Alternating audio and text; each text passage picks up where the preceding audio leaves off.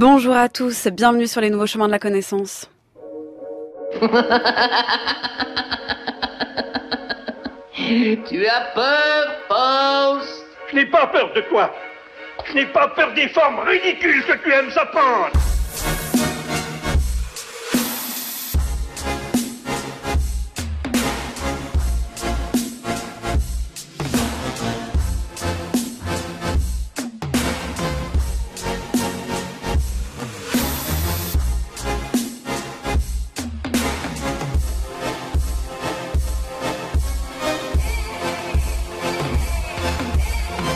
J'ai rassemblé avec soin tout ce que j'ai pu recueillir de l'histoire du malheureux Werther, et je vous l'offre ici. Je sais que vous m'en remercierez. Vous ne pouvez refuser votre admiration à son esprit, votre amour à son caractère, ni vos larmes à son sort. Et toi, bonne âme qui souffre du même mal que lui, puise de la consolation dans ses douleurs, et permets que ce petit livre devienne pour toi un ami, si le destin ou ta propre faute ne t'en ont laissé pas un qui soit plus près de ton cœur.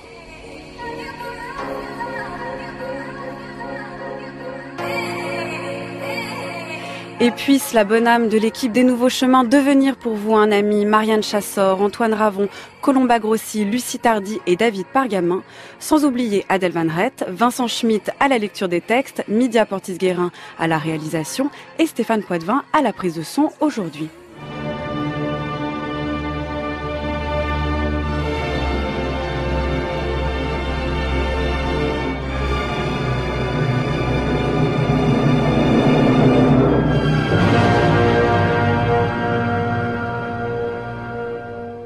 Quelques esprits bornés, une douzaine d'imbéciles et de propres à rien.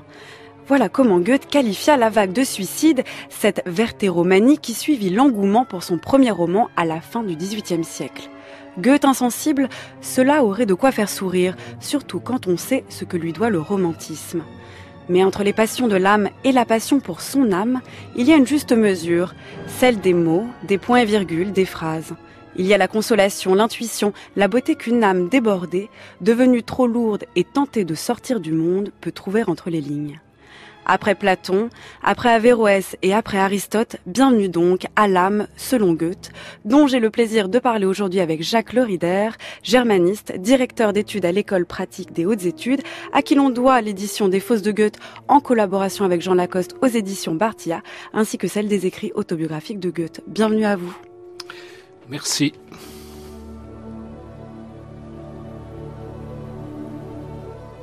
Il règne dans mon âme une étonnante sérénité, semblable à la douce matinée de printemps dont je jouis avec délice.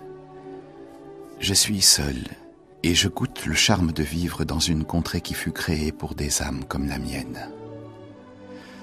Je suis si heureux, mon ami, si abîmé dans le sentiment de ma tranquille existence, que mon talent en souffre. Je ne pourrais pas dessiner un trait, et cependant je ne fus jamais plus grand peintre. Quand les vapeurs de la vallée s'élèvent devant moi, qu'au-dessus de ma tête le soleil lance d'aplomb ses feux sur l'impénétrable voûte de l'obscure forêt, et que seulement quelques rayons épars se glissent au fond du sanctuaire, que, couché sur la terre dans les hautes herbes, près d'un ruisseau, je découvre dans l'épaisseur du gazon 1000 petites plantes inconnues, et que mon cœur sent de plus près l'existence de ce petit monde qui fourmille parmi les herbes, de cette multitude innombrable de vermisseaux et d'insectes de toutes les formes, que je sens la présence du Tout-Puissant qui nous a créés à son image, et le souffle du Tout-Aimant qui nous porte et nous soutient flottant sur une mer d'éternelles délices. Mon ami, quand le monde infini commence ainsi à poindre devant mes yeux, et que je réfléchis le ciel dans mon cœur comme l'image d'une bien-aimée, alors je soupire et m'écrie en moi-même: ah, si tu pouvais exprimer ce que tu éprouves, si tu pouvais exhaler et fixer sur le papier cette vie qui coule en toi avec tant d'abondance et de chaleur, de sorte que le papier devienne le miroir de ton âme, comme ton âme est le miroir d'un Dieu infini. Mon ami, mais je sens que je succombe sous la puissance et la majesté de ces apparitions.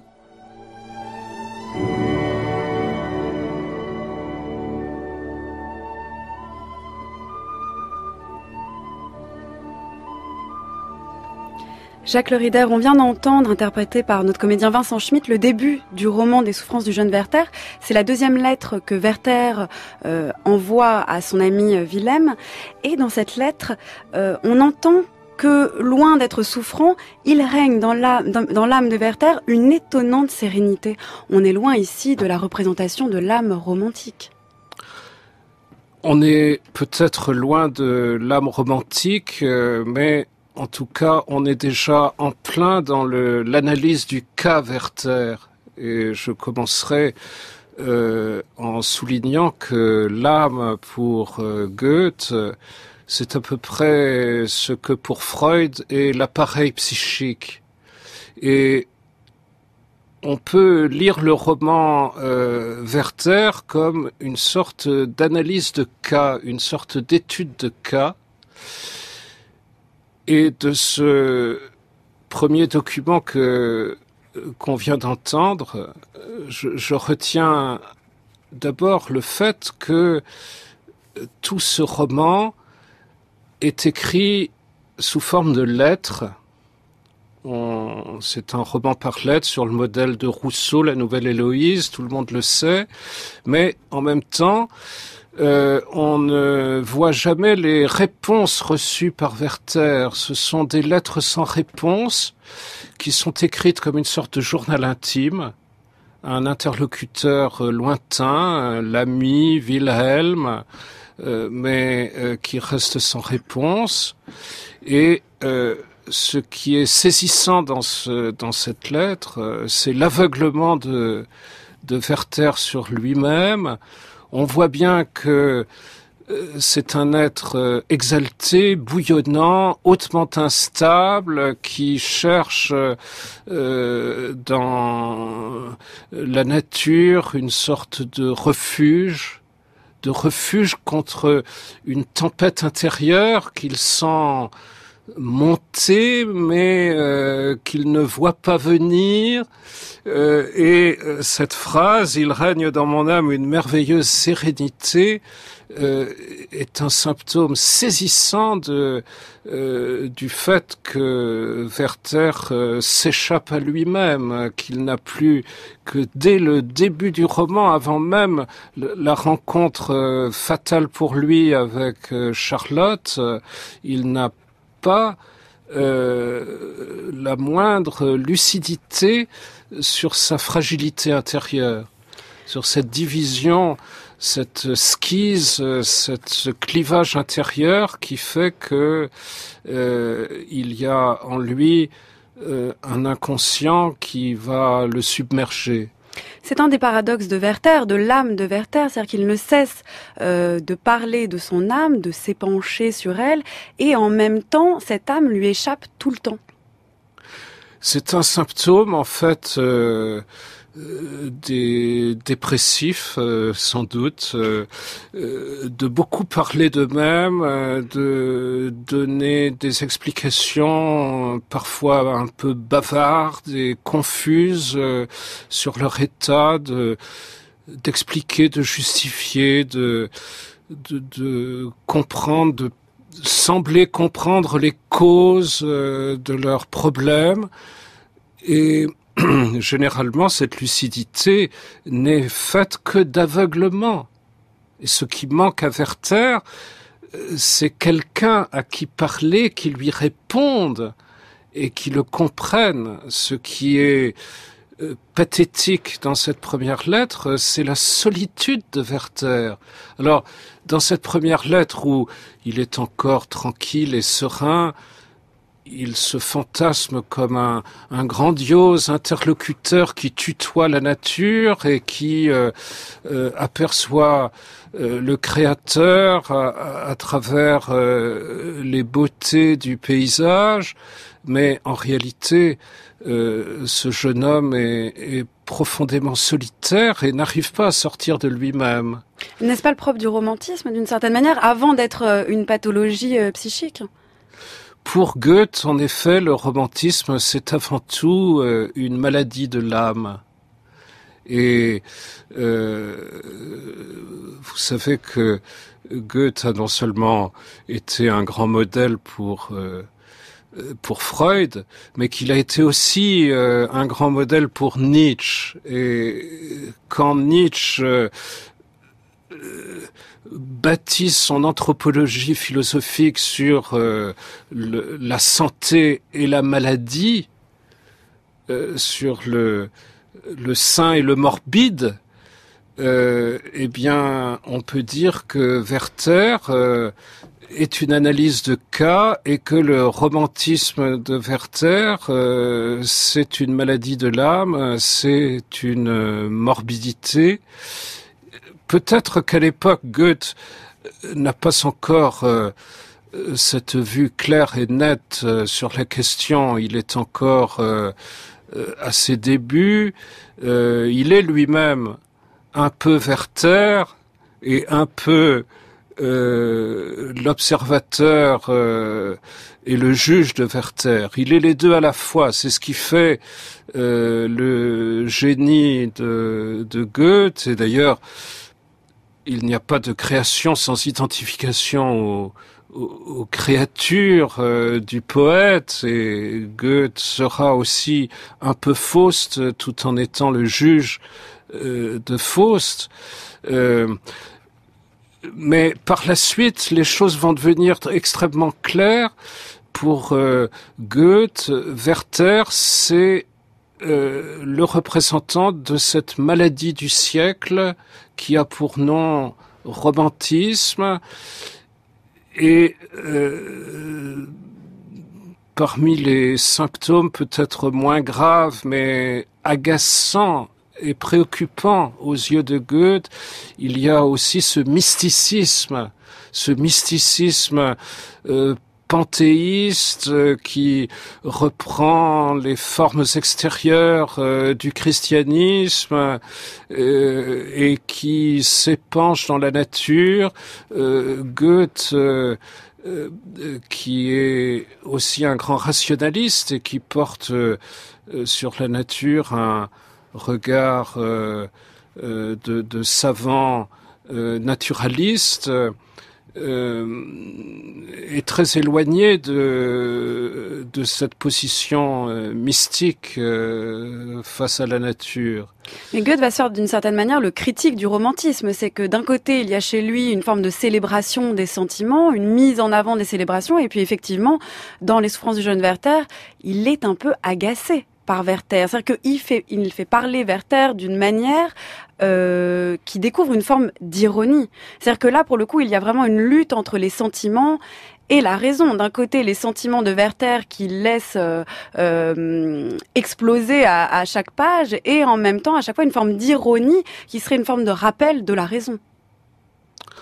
En fait, la raison est totalement impuissante dans ce récit. Même les gens raisonnables qui sont nombreux autour de Werther, Albert et même sa femme Charlotte, qui se présente aux yeux de Werther comme une belle âme, un modèle d'équilibre, un modèle de sérénité. Même chez ces personnages, la raison est impuissante. Ils ont beau tenir des propos raisonnables à Werther, on n'obtient aucun résultat. Et c'est peut-être ça la leçon de Werther, c'est que on ne soigne pas la dépression en tenant des propos raisonnables aux malades. Il lui faut autre chose.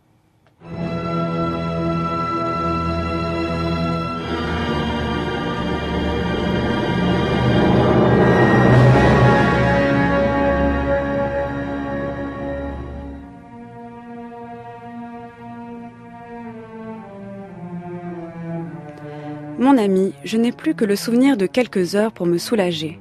Même les efforts que je fais pour me rappeler et rendre ces inexprimables sentiments, en élevant mon âme au-dessus d'elle-même, me font doublement sentir le tourment de la situation où je suis maintenant.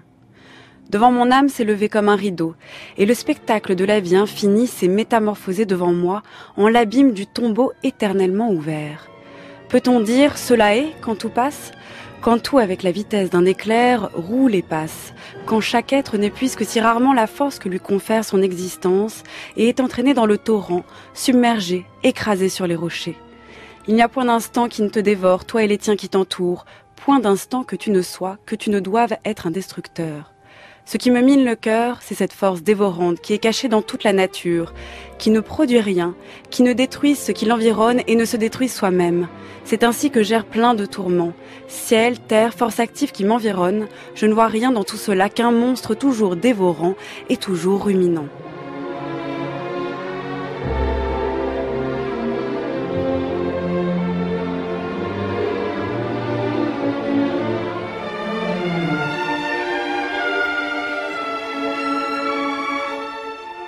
L'empereur est assis à une grande table ronde. Il déjeune. À sa droite, à quelque distance de la table, est Talleyrand. À sa gauche, Daru, avec qui il parle de contribution. L'empereur me fait signe d'approcher. Je reste debout devant lui à une distance convenable. Après m'avoir considéré un moment, il me dit « Quel âge avez-vous » ? 60 ans. « Vous êtes bien conservé, vous avez écrit des tragédies » ? Je réponds le plus nécessaire. L'empereur porta ensuite la conversation sur Werther, qu'il devait avoir étudié à fond. Après plusieurs observations tout à fait justes, il me signala un certain endroit et me dit « Pourquoi avez-vous fait cela? Ce n'est pas naturel. » Et il développa sa thèse longuement et avec une parfaite justesse. Je l'écoutais, le visage serein, et je répondis avec un sourire de satisfaction que j'ignorais si jamais personne m'avait fait le même reproche, mais que je le trouvais parfaitement fondé. Et je convins qu'on pouvait reprocher à cet endroit un défaut de vérité. Mais, ajoutai-je, le poète est peut-être excusable de recourir à un artifice qui n'est pas facile à découvrir pour produire certains effets auxquels il ne serait pas arrivé par une voie simple et naturelle. L'empereur parut être de mon avis. Il revint au drame et fit des réflexions d'un grand sens, en homme qui avait observé avec beaucoup d'attention, comme un juge criminel, la scène tragique, et qui avait profondément senti que le théâtre français s'était éloigné de la nature et de la vérité.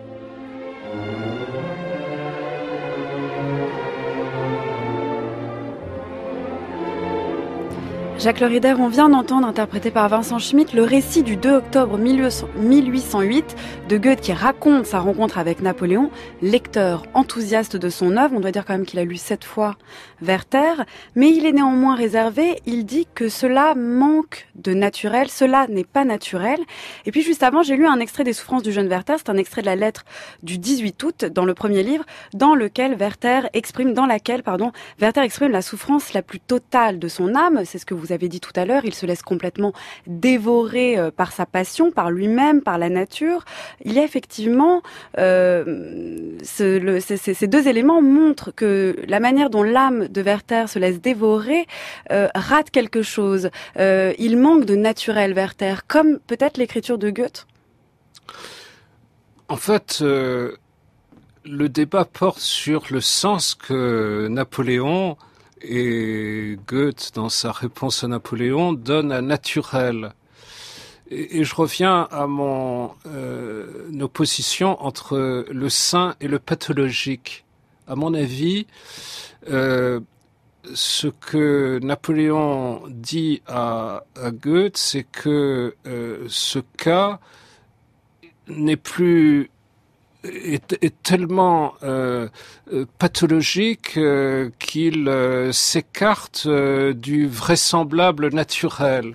Et c'est vrai que les études de cas des psychiatres ou des psychothérapeutes nous paraissent toujours des fictions très éloignées du naturel parce que précisément, le problème de Werther, c'est qu'il ne comprend rien à lui-même. On a vu dans la lettre que vous avez citée juste avant ce dialogue avec Napoléon, que Werther se dédouble complètement. et il extériorise, il externalise cette part destructrice, cette pulsion de mort et de destruction qui est en lui-même et qui est en train de prendre le dessus, de le submerger complètement. Il l'extériorise pour en faire une force de la nature. Et c'est là qu'il manque de naturel en prêtant à la nature des traits pathologiques.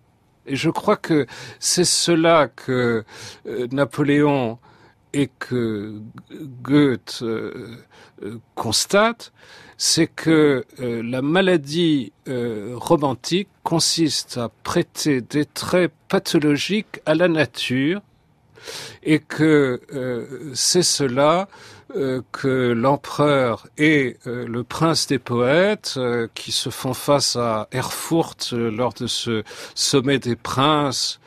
Il faut s'imaginer que Goethe est l'écrivain le plus célèbre de l'Europe germanique et que Napoléon est évidemment le grand homme du monde en 1808 et que donc le prince des poètes et le prince de la politique se font face, qu'on a affaire à Goethe qui est tout de même le premier ministre d'un des grands duchés de la confédération de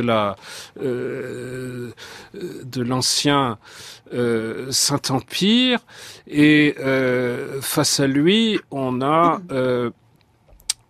un empereur étonnamment cultivé, étonnamment lettré, qui s'est en effet passionné pour Werther comme l'Europe entière. Werther a été très vite traduit en plusieurs langues, et en particulier en français, et a eu en France un succès fulgurant.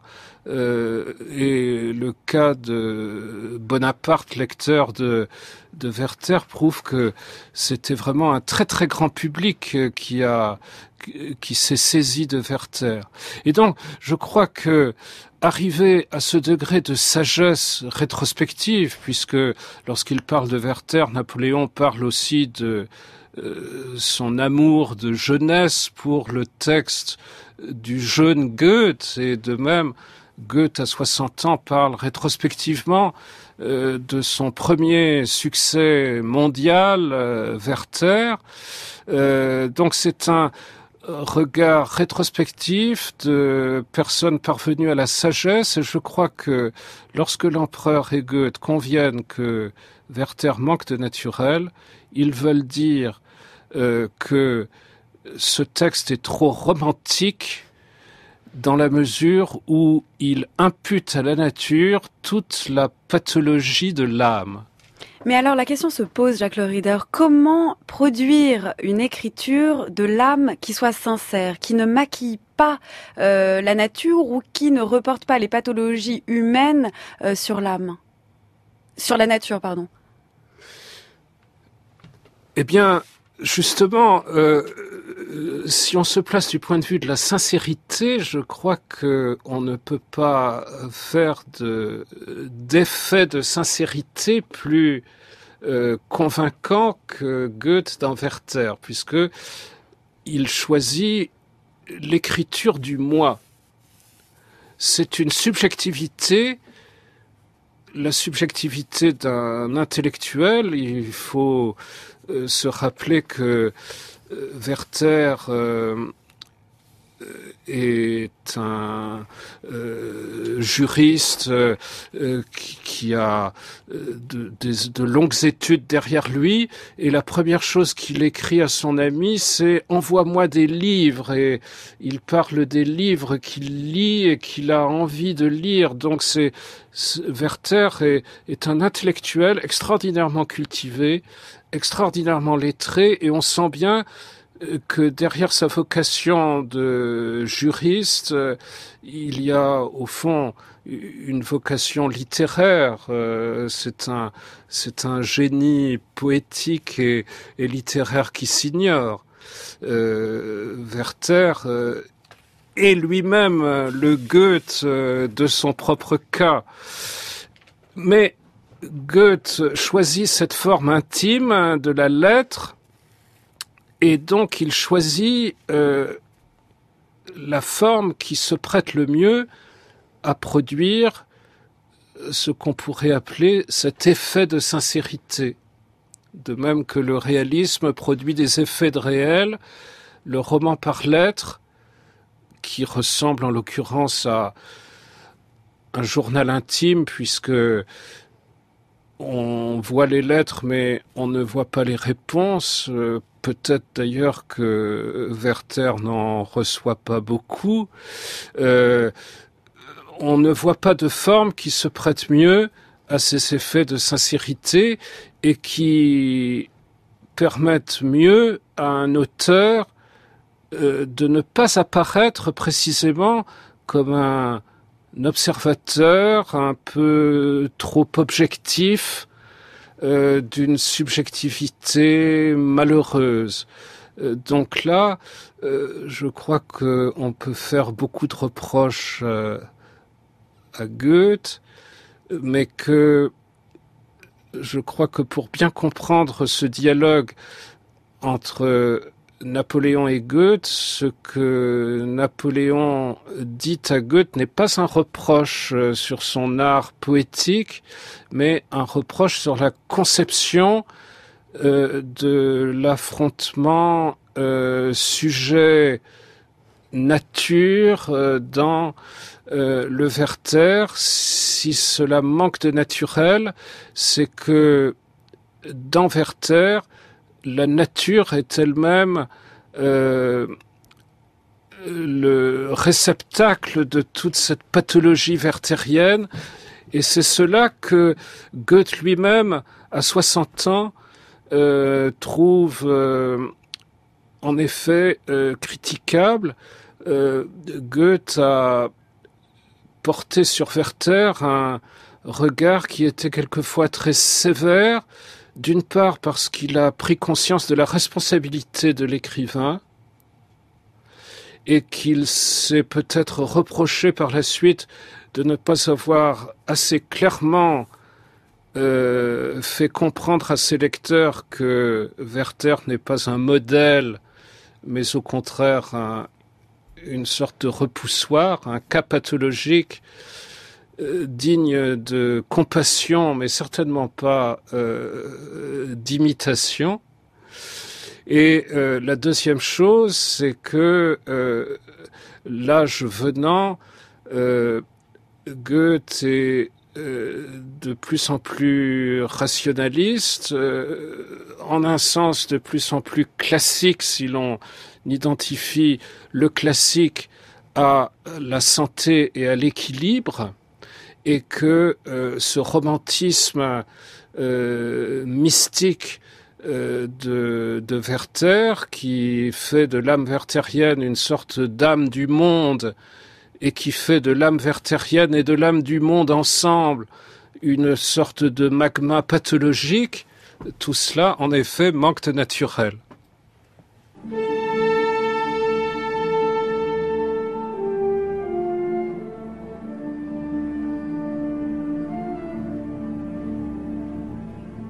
C'est donc pour la dernière fois que j'ouvre les yeux. Hélas, ils ne verront plus le soleil. Des nuages et un sombre brouillard le cachent pour toute la journée. Oui, prends le deuil, ô nature. Ton fils, ton ami, ton bien-aimé s'approche de sa fin. Charlotte, c'est un sentiment qui n'a point de pareil et qui ne peut guère se comparer qu'au sentiment confus d'un songe que de se dire « Ce matin est le dernier ». Le dernier, Charlotte, je n'ai aucune idée de ce mot. Le dernier. Ne suis-je pas là dans toute ma force? Et demain, couché, étendu sans vie sur la terre, mourir, qu'est-ce que cela signifie? Oh, pardonne-moi, pardonne-moi. Hier, ça aurait dû être le dernier moment de ma vie. Oh, ange. Ce fut pour la première fois, oui, pour la première fois que ce sentiment d'une joie sans borne pénétra tout entier et sans aucun mélange de doute dans mon âme, elle-même. Il brûle encore sur mes lèvres le feu sacré qui coula par torrent d'Étienne. Ces ardentes délices sont encore dans mon cœur. Pardonne-moi, pardonne-moi. savais bien que tu m'aimais. Tes premiers regards, ces regards pleins d'âme, ton premier serrement de main me l'apprirent. Et cependant, lorsque je t'avais quitté ou que je voyais Albert à tes côtés, je retombais dans mes doutes rongeurs. Me voici.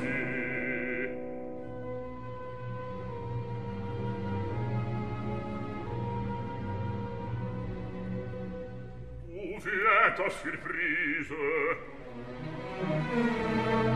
Me suis-je pas mise à ta guise? L'épée au côté, la plus beau chapeau, l'escarcelle pleine, un riche manteau sur l'épaule, en somme, un vrai gentilhomme.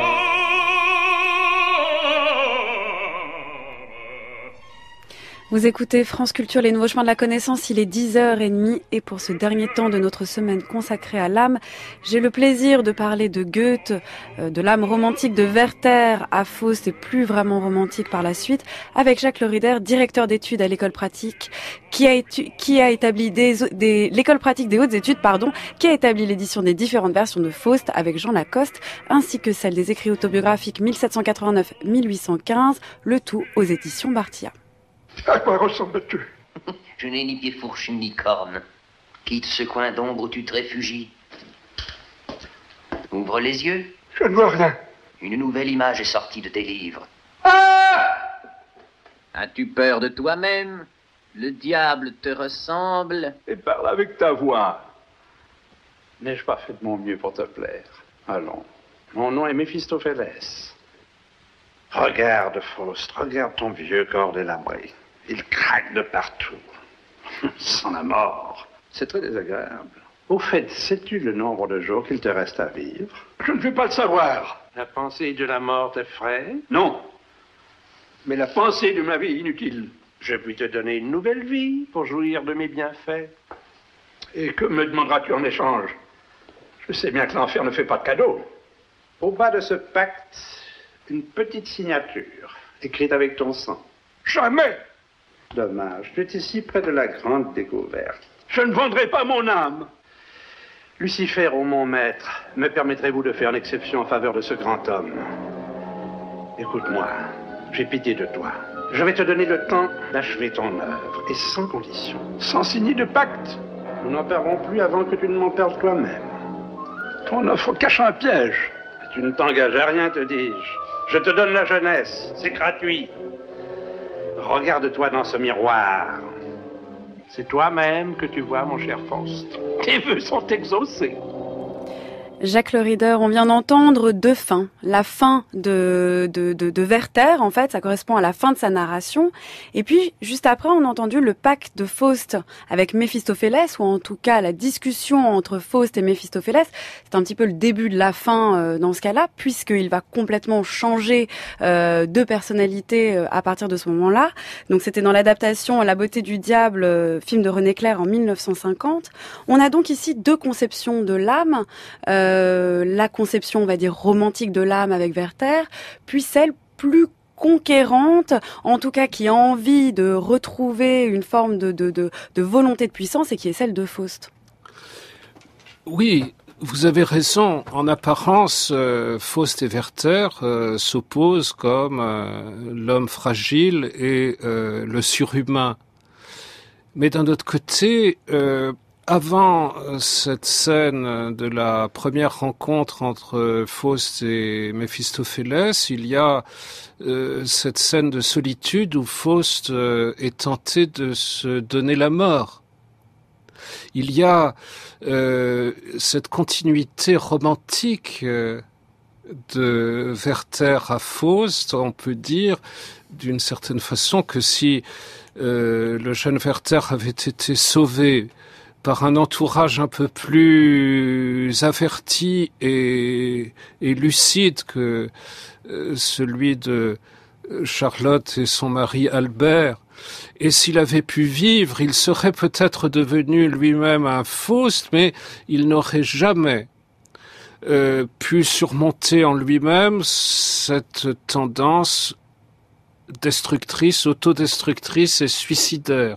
Il serait peut-être devenu, à 60 ans, À la différence de Goethe à Erfurt, un Faust dépressif, car le Faust que nous voyons au début de la tragédie est un grand solitaire, un grand dépressif, qui a dans ses rayonnages tous les poisons nécessaires pour en finir avec l'existence, et qui est sur le point de se donner la mort lorsque il est arrêté dans son élan suicidaire.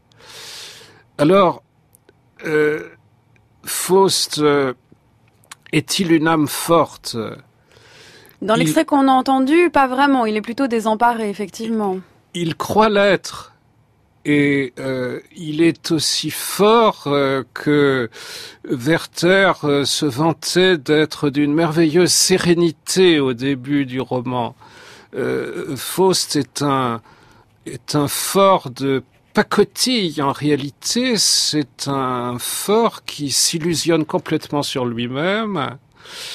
C'est une sorte de surhumain qui est en réalité humain, trop humain, et qui est banalement humain et qui est un grand faible.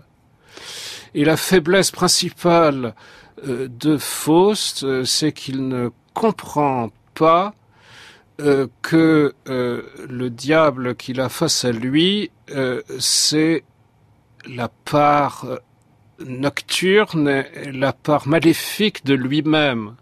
Mais finalement, dans les deux cas, l'âme est comme le mensonge de soi-même. Finalement, ce qu'entend âme, ce que Goethe entend par âme, c'est finalement une espèce de mensonge, de construction de caractère qui nous accompagne. C'est-à-dire que quand les personnages disent mon âme, finalement, ça n'est ni vraiment moi, ma personne, c'est un caractère construit. En fait, un des modèles de la conception de l'âme de Goethe, c'est le Phèdre de Platon. Et cette idée qu'il y a donc un cheval blanc et un cheval noir, et que le sujet est un aurige maladroit qui conduit un attelage où il est difficile d'accorder les deux chevaux qui l'entraînent. Et donc, à partir du moment où on admet cette vision platonicienne ou néo-platonicienne, puisque la médiation entre Platon et Goethe, c'est le néoplatonisme de la Renaissance italienne, et en particulier Marcille Ficin, dans L'Amour, ce texte qui a beaucoup influencé l'Europe entière à l'époque moderne, et qui transmet la philosophie platonicienne et plotinienne jusqu'à la génération de Goethe. Et donc, les deux âmes dont Faust prétend qu'elles voisinent et qu'elles se combattent dans sa poitrine, deux âmes hélas habitent au sein de moi, et chacune d'elles veut se séparer de l'autre. L'une, ardente d'amour, s'attache au monde par le moyen des organes du corps, et l'autre, donc, dit-il, postule vers le haut, vers les hautes demeures de nos aïeux, vers une vie héroïque. Ces deux âmes, c'est en fait l'attelage disparate du Phèdre de Platon. C'est le bien et le mal, et cela, Faust ne l'a pas compris. Méphisto n'est autre que le double de Faust. Connais-tu Faust ? Le docteur ? Lui-même, mon serviteur. En vérité, celui-là vous sert d'étranges manières. Ce fou ne mange ni ne boit rien de terrestre. La fermentation de son esprit le pousse sans cesse au loin, et lui-même se rend compte à moitié de sa folie. Pour le moment, il ne me sert que confusément, mais je vais bientôt le conduire à la clarté. Que pariez-vous? Celui-là, vous le perdrez encore, si vous m'autorisez à le conduire doucement dans mes voies. L'activité de l'homme peut trop aisément se relâcher. Il aime céder au repos sans limite. C'est pourquoi je lui donne volontiers le compagnon qui stimule, opère et doit agir en diable. Et bien fais-en ton affaire. Là, je vous en remercie. L'affaire ne sera pas longue. Je n'ai aucune crainte pour mon pari. Si je parviens à mes fins, vous me permettrez un triomphe à pleine gorge. Il faut qu'il morde la poussière, et avec délice, comme mon cousin, le serpent. Chacun porte en lui, dès sa naissance, l'essor et l'élan de son sentiment, quand au-dessus de nous, perdu dans l'espace, l'alouette lance son chant sonore, quand l'aigle éployé plane sur les âpres cimes boisées. Tu n'as conscience que de l'élan premier, n'apprends pas à connaître le second. Deux âmes habitent hélas en mon sein, l'une veut se séparer de l'autre. L'une, dans son robuste appétit d'affection, se cramponne au monde de tous ses organes, l'autre s'élève à grands haants de la poussière vers les séjours de ses nobles aïeux. Oh, s'il existe des esprits dans l'air qui circulent en maîtres entre ciel et terre, eh bien descendez, sortez de votre nimbe doré et emmenez-moi vers une vie nouvelle, multiple. Oui, si j'avais un simple manteau magique et qu'il m'emportât en pays étranger, je ne le céderais pas contre les vêtements les plus précieux, pas contre un manteau de roi.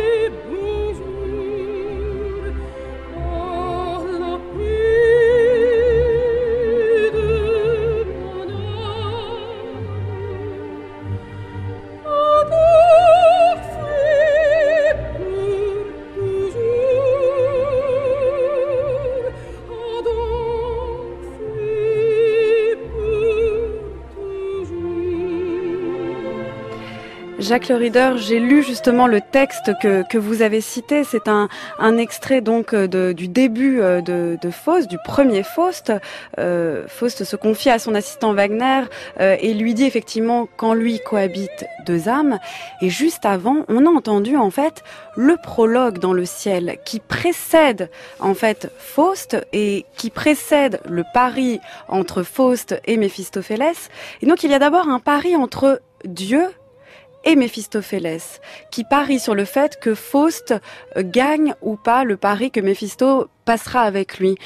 Donc du coup, on mise effectivement sur le fait qu'en Faust, il y ait un duel entre le bien et le mal, et qu'il en sorte gagnant. Si vous voulez, comme je suis un lecteur fidèle de Pascal, je ne crois pas qu'on puisse dire que Dieu puisse parier. Dieu ne fait pas de paris. En revanche, oui, Méphisto, lui, est un parieur. Méphisto est un joueur. Il passe son temps à jouer comme un chat avec la souris, avec Faust. Il s'amuse. Méphisto s'amuse. Et un de ses amusements favoris, c'est de faire des paris contre Dieu. Mais c'est lui, Méphisto, qui parie. Dieu, mais Dieu accepte. Dieu, il n'a pas besoin de parier, il a déjà mais tout. Il joue le jeu. Il laisse le jeu.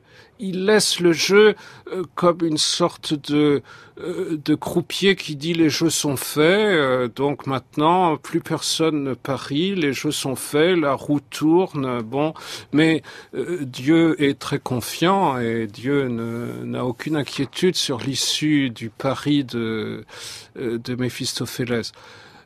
Quant à Faust, je ne crois pas qu'on puisse parler d'un pari dans la mesure où une des illusions de Faust dont il ne se libère pas jusqu'à la fin du second Faust, c'est qu'il a le jeu en main, qu'il est maître de lui-même et maître de son destin et que donc il ne parie pas, parce qu'il est sûr de gagner. Il ne s'en remet pas au destin, c'est une âme forte et voilà, c'est pour ça qu'on puissante. Pour ça qu'on dit un pacte, dans la mesure où il est sûr de gagner et il a cette folie de croire qu'il va mettre Méphisto à son service. Mais est-il vraiment gagnant ? Et évidemment, il est perdant, mais je dirais que ce qui est extraordinaire dans cette œuvre de Goethe, c'est que les vrais perdants, c'est l'entourage de Faust. C'est peut-être la grande différence entre Werther et Faust, c'est que Werther est dangereux pour lui-même, tandis que Faust est dangereux pour les autres. Faust répand la mort et la destruction partout. Faust est un danger public. On connaît le destin funeste de Gretchen et de sa mère, mais le second Faust, c'est un tableau apocalyptique de tous les désordres, du chaos, de l'injustice, des crimes que Faust introduit dans la société et même dans la nature. Cet être fusionnel werthérien se transforme dans le second Faust en un destructeur de la nature, en un aménageur du territoire qui construit des barrages, qui assèche des marais et qui finalement provoque un tsunami qui détruit toute une zone de littoral, toute une population, toute une civilisation. Faust, c'est la modernité qui se retourne contre l'humain, c'est le surhumain qui détruit l'humain, c'est le surhumain qui veut faire l'ange et qui fait pire que la bête, car la bête, elle, ne se retourne pas contre la nature. Faust, finalement, est-il capable de... Vous avez dit tout à l'heure qu'il y avait en lui une dualité, mais finalement, en fait, on sent qu'il vire plutôt du côté démoniaque que du côté, on va dire, n'est pas du tout du côté du bien. Est-ce que Faust représente aussi une capacité de l'âme à se métamorphoser chez Goethe, c'est-à-dire une sorte de plasticité de l'âme qui serait effectivement, comme Werther, à la fois un miroir du monde, mais là, pour le coup, en fait, qui ne serait même pas le miroir du monde, serait le monde et sa capacité à se transformer. Si vous le définissez en termes esthétiques, scientifiques, techniques, peut-être en termes d'éthique, je ne vois pas de transformation si l'on parle d'amendement de Faust. Au contraire, Faust, c'est de mal en pis. Le second Faust est peut-être encore pire que le premier. Le second Faust commence par la figure de l'oubli. Au début, dans une scène qui est très shakespearienne, qui rappelle un peu le songe d'une nuit d'été, on voit les esprits de la nature qui entourent Faust endormi et qui expliquent que Faust a tout oublié de son de ses premières aventures et de ses crimes contre Gretchen, contre sa mère, et contre Valentin, et contre la société.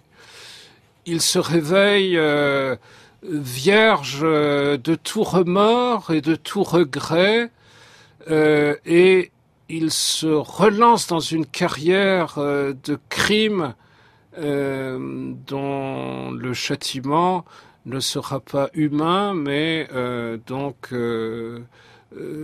supra-humain, puisque ce sera la mort sous les yeux ricanants de Méphisto. Donc, transformation sans aucun doute, puisque on voit bien que Faust, c'est la figure d'une époque charnière de transformation du monde et de transformation aussi de la conception de l'homme et de sa place dans le monde. Faust incarne comme homme renaissance, il incarne potentiellement la modernité du XIXe siècle qui va transformer le monde. Mais si Faust sait transformer le monde, il ne transforme pas lui-même, il ne transforme pas son âme. Il n'est pas une belle âme. Ce n'est pas une belle âme, loin de là. C'est au contraire une âme qui, dans le second Faust, devient une âme hideuse et qui, dans le second Faust, se confond entièrement avec Méphistophélès.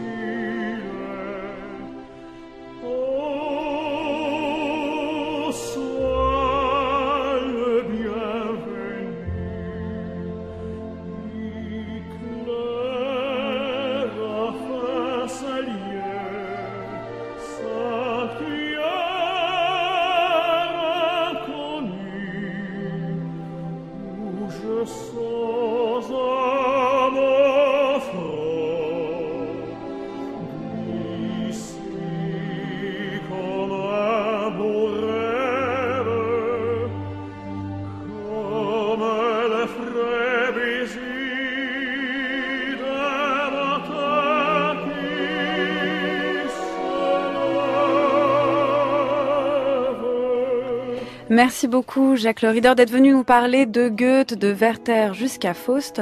Je rappelle que vous avez établi l'édition des différentes versions de Faust avec Jean Lacoste, c'est disponible aux éditions Bartilla, ainsi que celle des écrits autobiographiques 1789-1815, donc de Goethe, toujours aux éditions Bartilla. Et puis plus récemment, en 2015, est paru de vous La censure à l'œuvre, Freud, Krauss, Schnitzler, aux éditions Hermann.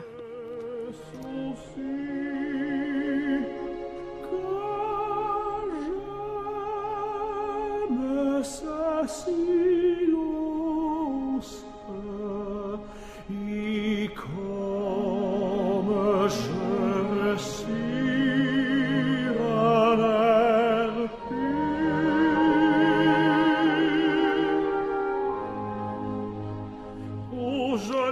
Et c'est la fin de cette semaine consacrée à l'âme, mais pas des nouveaux chemins, car demain, c'est le philosophe Jacques Bouvresse que j'aurai le grand plaisir de recevoir. Jacques Bouvresse, professeur honoraire au Collège de France, à l'occasion de la parution de Nietzsche contre Foucault aux éditions Agone. Et si d'ici demain, vous souhaitez réécouter cette émission, eh bien rendez-vous sur le site de France Culture à la page des nouveaux chemins. Vous pourrez non seulement l'écouter en ligne, mais aussi la télécharger, la podcaster et aussi y trouver toutes les références bibliographiques et musicales du jour. Rendez-vous également sur les pages Facebook et Twitter des nouveaux chemins où toute l'équipe met en ligne l'émission du jour. Et puis comme tous les jeudis, j'en profite pour vous annoncer que le numéro d'avril de Philosophie Magazine est disponible, Philomag avec qui nous sommes partenaires. Vous pourrez y découvrir un dossier spécial sur la force, qu'est-ce qu'être fort, ou encore un cahier central sur George Orwell et la surveillance.